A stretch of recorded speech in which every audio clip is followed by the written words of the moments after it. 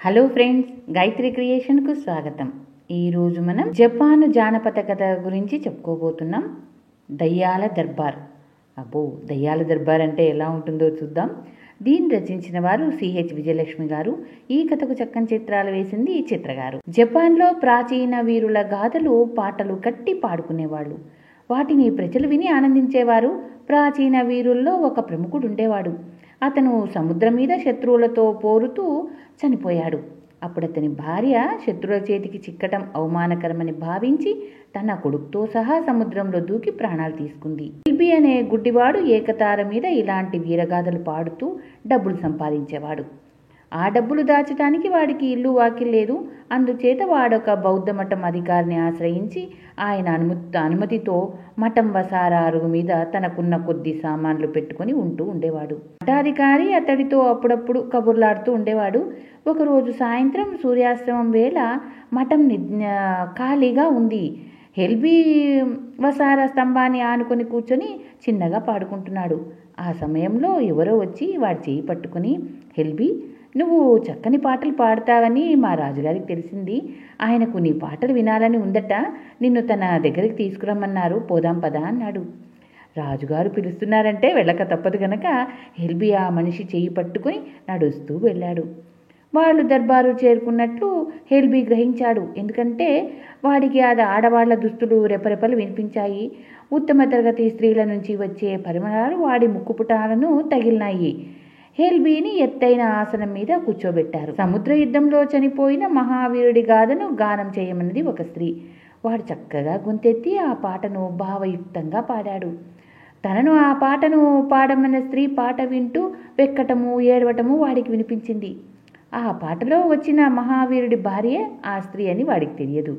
ఎల్బీని దర్బారుకు తీసిపోయిన మనిషి అతన్ని తిరిగి మఠానికి చేర్చి, ఇలాగే ఒక వారం రోజుల పాటు దర్బారుకు వచ్చి పాడావంటే మా రాజుగారు నీకు మంచి బహుమానం ఇస్తారు అని చెప్పి వెళ్ళిపోయాడు.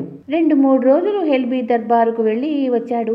రాత్రిపూట అతను సావడి అరుగు మీద ఉండటం లేదని మఠాధికారికి తెలిసింది. గుడ్డివాడు కదా, ఎక్కడికి పోతున్నాడా అని ఆశ్చర్యం వేసి ఎల్బీని కనిపెట్టి చూడమని ఆయన 2 నౌకర్లను వినియోగించాడు. సాయంకాలం 6 గంటల వేళ ఎల్బీ తనంతట తానే బయలుదేరి వేగంగా నడుచుకుంటూ పోవటం చూసి నౌకర్లు ఆశ్చర్యపడ్డారు. అతన్ని నడిపించే వ్యక్తి వాళ్ళకు కనిపించలేదు. వాళ్ళు ఎల్బీని అనుసరించి శ్మశానానికి వెళ్ళారు. అక్కడ వాడు ఒక ఎత్తైన బండ మీద కూర్చొని ఏకతార మీటుతూ పాట ప్రారంభించాడు.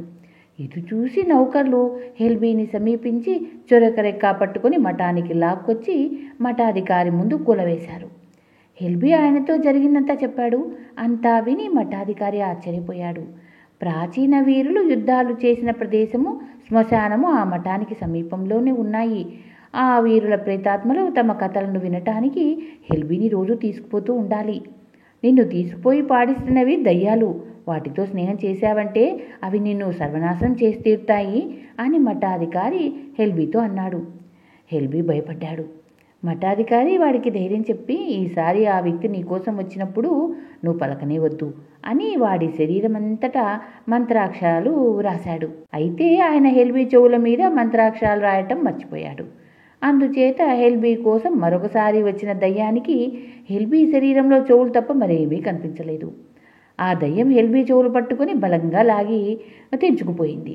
ఎల్బీకి భరించరాని వేదన కలిగింది. కానీ ఆ బాధను సహించి అతడు కిక్కురు మనకుండా ఊరుకున్నాడు. మఠాధికారి హెచ్చరిక అతడికి బాగా గుర్తొచ్చింది. దయ్యాల దర్బార్లో పాడినందుకు నాకు లభించిన బహుమతి ఇదేనా అనుకున్నాడు ఎల్బీ. ఆ తర్వాత దయ్యాలు అతని జోలికి పోలేదు. ధన్యవాదములు. ఇది అండి దయ్యాల దర్బార్ యొక్క కథ. ఈ కథ మీకు నచ్చినట్లయితే, అలాగే నా ఛానల్లోని కథలు మీకు నచ్చినట్లయితే లైక్ చేయండి, షేర్ చేయండి, కామెంట్ చేయండి. సబ్స్క్రైబ్ చేయడం మాత్రం మరవకండి. మీరు చేసే లైక్లు, షేర్లు, కామెంట్లు, సబ్స్క్రైబ్లే నా ఊపిరి. ధన్యవాదములు.